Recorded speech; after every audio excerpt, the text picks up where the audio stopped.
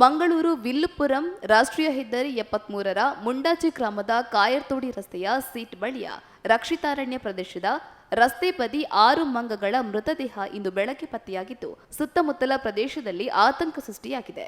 ಈಗಾಗಲೇ ಹಲವು ಕಡೆಗಳಲ್ಲಿ ಮಂಗನ ಕಾಯಿಲೆಯ ಆತಂಕ ಇರೋದ್ರಿಂದ ಈ ರೀತಿ ರಸ್ತೆ ಬದಿ ಮೃತದೇಹಗಳು ಪತ್ತೆಯಾಗಿರುವುದರಿಂದ ಜನರು ಗಾಬರಿಗೊಳ್ಳುವಂತಾಗಿದೆ. ಇನ್ನು ಈಗಾಗಲೇ ಅರಣ್ಯ ಇಲಾಖೆ, ಆರೋಗ್ಯ ಇಲಾಖೆ ಹಾಗೂ ಪಂಚಾಯತ್ಗೆ ಸ್ಥಳೀಯರು ಮಾಹಿತಿ ನೀಡಿದ್ದಾರೆ. ಇತ್ತೀಚೆಗೆ ಕೃಷಿಗೆ ಕಾಡು ಪ್ರಾಣಿಗಳ ಉಪಟಳ ಹೆಚ್ಚಾಗಿದ್ದು, ಈ ಹಿನ್ನೆಲೆ ಕೊಂದು ಎಸೆದಿರಬಹುದೇ ಅಥವಾ ಇನ್ನಾವುದಾದರೂ ಆರೋಗ್ಯ ಸಮಸ್ಯೆಯಿಂದ ಸತ್ತು ಬಿದ್ದಿರಬಹುದೇ ಎಂಬುದು ಆರೋಗ್ಯ ಇಲಾಖೆಯ ಪರಿಶೀಲನೆಯಿಂದಷ್ಟೇ ತಿಳಿದು ಬರಬೇಕಿದೆ.